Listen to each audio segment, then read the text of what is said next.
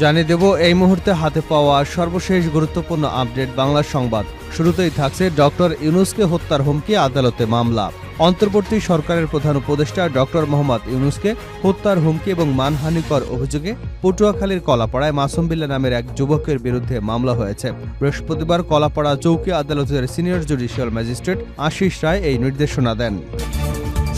এবারে জানাবো মাগুরায় আওয়ামী লীগ বিএনপির সংঘর্ষে আহত ১৫।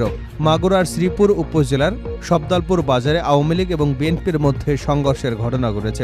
এ সময় দু গ্রুপের ১৫ জন আহত হয়েছেন। আহতদের মধ্যে দুজনকে উন্নত চিকিৎসার জন্য ফরিদপুর মেডিকেল কলেজ হাসপাতালে পাঠানো হয়েছে। বৃহস্পতিবার সকালে সাবেক ইউপি সদস্য ও বিএনপি নেতা হাফিজুর রহমানের লোকজনের সঙ্গে আওয়ামী লীগ নেতার সিলেট সাব্বির মোল্লা লোকজনের সংঘর্ষ হয়।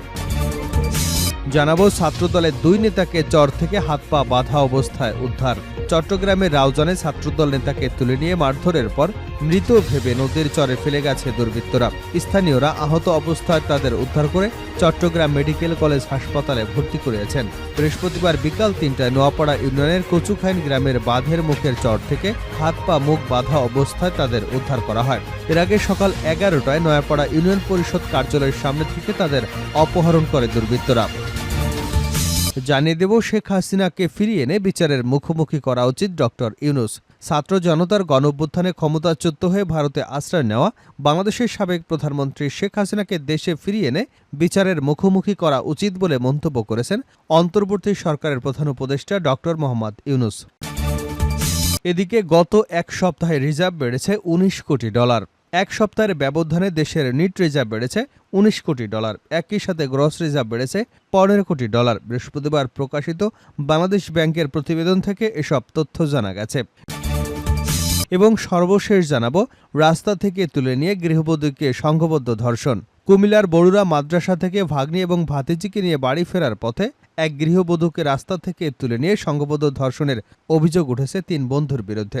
এ ঘটনায় গৃহবধূ বাদী হয়ে বড়ুরা থানায় মামলা দায়ের করেছেন। এ ঘটনায় একজনকে গ্রেপ্তার করেছে পুলিশ। বৃহস্পতিবার সকালে অভিযান চালিয়ে একজনকে গ্রেপ্তার করা হয়। এর আগে মঙ্গলবার দুপুরে বড়ুরা উপজেলার আড্ডা বাজারের উত্তর পাশের মালেক মাস্টারের বাড়ির পাশে ঘটনা ঘটে। বুধবার ওই নারী বাদী হয়ে নারী এবং শিশু নির্যাতন দমন আইনে মামলা দায়ের করেছেন। মামলায় অভিযোগ করা হয়েছে ওই গৃহবধূ স্বামীর বাড়ি থেকে বাবার বাড়িতে বেড়াতে আসেন কয়েকদিন আগে।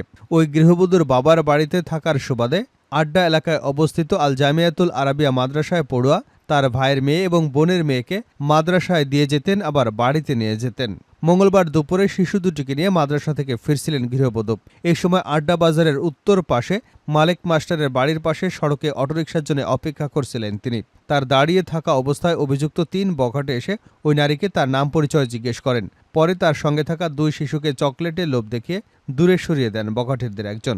এ সময় অপর 2 জন ওই নারীর মুখ চেপে ধরে জোর করে পাশের একটি নলকূপের ঘরে নিয়ে যান। সেখানে নিয়ে ওই 3 বখাটে ওই ভুক্তভোগী নারীকে ধর্ষণ করেন। এই সময় ধর্ষণকারীরা তাদের মুঠোফোনে ধর্ষণের ভিডিও ধারণ করে ঘটনার কথা কাউকে বলে ফেসবুকে ভাইরাল করে দেওয়া হবে বলে হুমকি দেন। এতক্ষণ শিরোনাম শুনছিলেন, এবার বিস্তারিত। প্রিয় দর্শক, আপনি যদি এই চ্যানেলে নতুন হয়ে থাকেন, ভিডিওটি দেখতে দেখতে চ্যানেলটি সাবস্ক্রাইব করে আমাদের সঙ্গেই থাকুন। আর এই ভিডিও সম্পর্কে আপনি আপনার মূল্যবান মতামতটি কমেন্ট বক্সে জানিয়ে দিন। আর হ্যাঁ প্রিয় দর্শক, জানিয়ে দিন ভিডিওটি কোথা থেকে দেখছেন। ডক্টর ইউনূসকে হত্যার হুমকি, আদালতে মামলা। অন্তর্বর্তী সরকারের প্রধান উপদেষ্টা ডক্টর মোহাম্মদ ইউনূসকে হত্যার হুমকি এবং মানহানির অভিযোগে পটুয়াখালী কলাপাড়ায় মাসুম বিল্লাহ নামের এক যুবকের বিরুদ্ধে মামলা হয়েছে। বৃহস্পতিবার কলাপাড়া চৌকি আদালতে সিনিয়র জুডিশিয়াল ম্যাজিস্ট্রেট আশিস রায় এই নির্দেশনা দেন। মামলার বাদী উপজেলা মিঠাগঞ্জ ইউনিয়নের পূর্ব মধুখালী গ্রামের আবুল হাশেমের ছেলে অবসরপ্রাপ্ত সেনা সদস্য হাসান মাহমুদ। মামলায় বলা হয়, চলতি বছরের 2 মে ডক্টর মোহাম্মদ ইউনূস একটি মামলায় হাজিরা শেষে আদালতের বাইরে এলে সাংবাদিকদের প্রশ্নের উত্তর দেন, যা বিভিন্ন টিভি চ্যানেলে প্রচারিত হয়। অভিযুক্ত ওই ভিডিও শেয়ার করেন এবং মন্তব্য করেন, আপনাকে দেখে মনে হয় আমেরিকার দালাল। এতে বাদীর হৃদয়ে রক্তক্ষরণ হয়। এছাড়াও আসামির এলাকায় ডক্টর ইউনূসকে নিয়ে সুৎকর সহ বিভিন্ন মানহানিকর উক্তি প্রকাশ করেন এবং ডক্টর ইউনূসকে একা পেলে গুলি করে হত্যার হুমকি দেন। এ বিষয়ে অভিযুক্ত মোহাম্মদ মাসুম বিল্লাহ গণমাধ্যম কর্মীকে বলেন, বাদী আমার আপন চাচাতো ভাইয়ের ছেলে। গ্রামের স্কুলে নিয়োগ সংক্রান্ত দ্বন্দ্বের জেরে আমার বিরুদ্ধে এমন কাল্পনিক মামলা করেছে। এছাড়া ঘটনার সময় আমি গ্রামে নয় অফিসে ছিলাম। অফিসে হাজিরা খাতায় আমার স্বাক্ষর রয়েছে। মাগুরায় আওয়ামী লীগ বিএনপির সংঘর্ষে আহত ১৫। মাগুরা শ্রীপুর উপজেলার সান্দালপুর বাজারে আওয়ামী লীগ ও বিএনপির মধ্যে সংঘর্ষের ঘটনা ঘটেছে। এ সময় দু গ্রুপের ১৫ জন আহত হয়েছেন। আহতদের মধ্যে গুরুতর দুজনকে উন্নত চিকিৎসার জন্য ফরিদপুর মেডিকেল কলেজ হাসপাতালে পাঠানো হয়েছে। বৃহস্পতিবার সকালে সাবেক ইউপি সদস্য ও বিএনপি নেতা হাফিজুর রহমানের লোকজনের সঙ্গে আওয়ামী লীগ নেতার ছেলে সাব্বির মোল্লা লোকজনের এই সংঘর্ষ হয়। স্থানীয়রা জানান, সন্দালপুর এলাকার স্থানীয় আওয়ামী লীগ নেতা সাব্বির মোল্লার সঙ্গে বিএনপির ইউনিয়ন সাংগঠনিক সম্পাদক মীর হাফিজের মধ্যে বিরোধ চলে আসছিল। সম্প্রতি ঢাকার একটি মামলায় আওয়ামী লীগ নেতা সাব্বিরকে আসামি করাকে কেন্দ্র করে এলাকায় কয়েকদিন ধরে উত্তেজনা বিরাজ করছিল। এর ধারাবাহিকতায় সকালে স্থানীয় একটি বাজারে দু গ্রুপের লোকজন চা পানের সময় বাগবিতণ্ডায় জড়িয়ে পড়েন। পরে সংঘর্ষ বেঁধে যায়। এতে উভয় পক্ষের অন্তত ১৫ জন আহত হয়েছেন। সংঘর্ষে আহত সবদাল ইউনিয়নের সদস্য সচিব মারফুল ইসলাম বলেন, বৃহস্পতিবার সকালে সাব্বির মোল্লা সহ কিছু আওয়ামী লীগের সমর্থক আমাদের উপর অতর্কিত হামলা চালায়। সাব্বির বৈষম্যবিরোধী ছাত্র আন্দোলনে নিহত সোহান হত্যার অন্যতম আসামি। মামলায় আসামি করার জেরে তার সঙ্গে এলাকাবাসীর বিরোধ চলে আসছিল। সেটার প্রতিশোধ নিতে আজ আমাদের উপর হামলা চালালো। সাব্বিরের সমর্থক আহত মিলন শেখ বলেন, যারা আহত হয়েছে তাদের চাচাতো ভাই সাব্বির। তাদের নিজেদের মধ্যে মারামারির জন্য আমাদের দোষারোপ করা হচ্ছে। আমি নিজেও আহত হয়েছি, এখন হাসপাতালে ভর্তি। শ্রীপুর পুলিশ পরিদর্শক গৌতম কুমার ঠাকুর বলেন, আধিপত্য বিস্তারকে কেন্দ্র করে দুপক্ষের সংঘর্ষ জড়িয়ে পড়ে। আমি গিয়ে পরিস্থিতি নিয়ন্ত্রণ করেছি। এলাকা এখন শান্ত রয়েছে। আমাদের সঙ্গে সেনাবাহিনীর সদস্যরা রয়েছেন। অভিযোগের ভিত্তিতে আইনি ব্যবস্থা গ্রহণ করা হবে। ছাত্রদলের ২ নেতাকে চর থেকে হাত পা বাঁধা অবস্থায় উদ্ধার। চট্টগ্রামের রাউজানে ২ ছাত্রদল নেতাকে তুলে নিয়ে মারধরের পর মৃত ভেবে নদীর চরে ফেলে গেছে দুর্বৃত্তরা। স্থানীয়রা আহত অবস্থায় তাদের উদ্ধার করে চট্টগ্রাম মেডিকেল কলেজে হাসপাতালে ভর্তি করেছেন। বৃহস্পতিবার বিকাল ৩টায় নোয়াপাড়া ইউনিয়নের কাচুখাইন গ্রামে বাঁধের মুখের চর থেকে হাত পা বাঁধা অবস্থায় তাদের উদ্ধার করা হয়। এর আগে সকাল ১১টায় নয়াপাড়া ইউনিয়ন পরিষদ কার্যালয়ের সামনে থেকে তাদের অপহরণ করে দুর্বৃত্তরা। তারা হলেন উপজেলা ছাত্রদলের সাবেক সদস্য সচিব মোহাম্মদ জয়নুল আবেদিন ৩২ ও ইউনিয়ন ছাত্রদলের সভাপতি সাজ্জাদ হোসেন ৩০।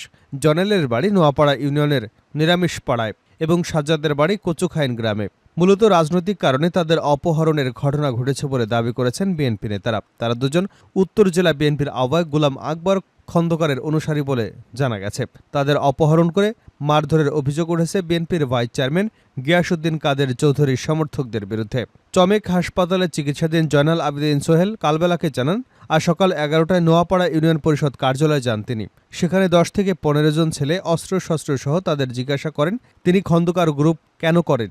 সেই গ্রুপ না করে তাদের সঙ্গে যোগ দেওয়ার প্রস্তাবও দেওয়া হয়, কিন্তু এতে তিনি রাজি না হয় গুলি করবার হুমকি দেওয়া হয়। এরপর অপহরণকারীরা হামলা চালিয়ে মাথা ফাটিয়ে দেন। পরে ১১:৩০ দিকে চৌধুরী ঘাটে নিয়ে যাওয়া হয় তাদের।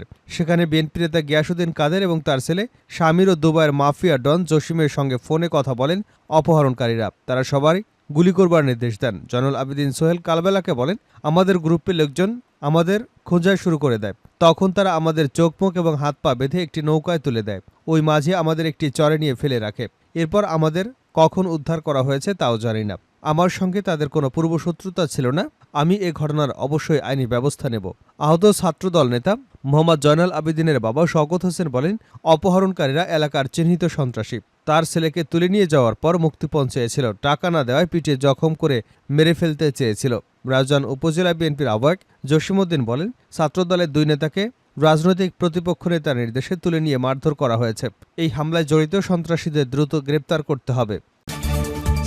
হাসিনাকে দেশে ফিরিয়ে এনে বিচারের মুখোমুখি করা উচিত ডক্টর ইউনূস। ছাত্র জনতার গণঅভ্যুত্থানে ক্ষমতাচ্যুত হয়ে ভারতে আশ্রয় নেওয়া বাংলাদেশের সাবেক প্রধানমন্ত্রী শেখ হাসিনাকে দেশে ফিরিয়ে এনে বিচারের মুখোমুখি করা উচিত বলে মন্তব্য করেছেন অন্তর্বর্তী সরকারের প্রধান উপদেষ্টা ডক্টর মোহাম্মদ ইউনূস। যুক্তরাষ্ট্রের প্রভাবশালী পত্রিকা নিউ ইয়র্ক টাইমসের ক্লাইমেট ফরওয়ার্ড শীর্ষক এক অনুষ্ঠানে করা প্রশ্নে ডক্টর মোহাম্মদ ইউনূস এমন মন্তব্য করেছেন। জাতিসংঘের সাধারণ অধিবেশনে যোগ দিতে যুক্তরাষ্ট্রে অবস্থানরত অধ্যাপক ইউনূস ছিলেন অনুষ্ঠানের আমন্ত্রিত অতিথি। শেখ হাসিনা বর্তমানে ভারতে আছেন, তাকে ফেরানো হবে কিনা এমন প্রশ্নের উত্তরে ডক্টর ইউনূস বলেন, কেন হবে না? অপরাধ করে থাকলে তাকে ফিরিয়ে এনে বিচারের মুখোমুখি করা উচিত। নির্বাচনের প্রধান উপদেষ্টা বলেন, কবে নির্বাচন হবে তার কোনো সময়সীমা তার কাছে নেই। সংস্কারের জন্য যে ৬টি কমিশন গঠন করা হয়েছে তারা সামনের মাসগুলোতে সুপারিশ জমা দেবে। তারপর নির্বাচনের জন্য একটি তারিখ নির্ধারণ করা হবে। এক প্রশ্নের উত্তরে ডক্টর ইউনূস বলেন, নির্বাচনে দাঁড়ানোর কোনো পরিকল্পনা তার নেই। তিনি পাল্টা প্রশ্ন করেন, আমাকে দেখে কি মনে হয় আমি নির্বাচনে লড়ব? গণপিটুনি বা মব জাস্টিস নিয়ে প্রশ্ন করা হলে অন্তর্বর্তী সরকারের প্রধান উপদেষ্টা বলেন, এ বিষয়ে আপনারা বাইরে থেকে অতিরঞ্জিত খবর পাচ্ছেন। যা ঘটেছে সেটাকে বাড়িয়ে বলা হচ্ছে। বিদেশি সাংবাদিকদের বাংলাদেশে আসার আমন্ত্রণ জানিয়ে তিনি বলেন, আপনারা নিজে চোখে যেটা দেখবেন সেটাই রিপোর্ট করেন। বৈশ্বিক উষ্ণতা প্রায় শিল্পায়ন যুগের চেয়ে 2 ডিগ্রি সেলসিয়াসে বেশি যেন না বাড়ে, সম্ভব হলে প্রাক শিল্পায়ন যুগের চেয়েও 1.5 সেলসিয়াস এর বেশি যাতে তাপমাত্রা রাখা যায় তা নিশ্চিতে ব্যবস্থা নিতে 2015 সালের প্যারিস জলবায়ু সম্মেলনে রাজি হয়েছিল দেশগুলো। এটাই প্যারিস চুক্তি নামে পরিচিত। ওই চুক্তি বাস্তবায়ন হলে বিভিন্ন দেশকে কার্বন নিঃসরণ ব্যাপক হারে কমাতে হবে, যা কার্যত হচ্ছে না। যতক্ষণ পর্যন্ত বিশ্ব বর্তমান অর্থনৈতিক ব্যবস্থায় আটকে থাকবে ততক্ষণ জলবায়ু পরিবর্তন সংক্রান্ত প্যারিস চুক্তি কার্যকর হবে না বলেই মনে করেন বাংলাদেশের অন্তর্বর্তী সরকারের প্রধান।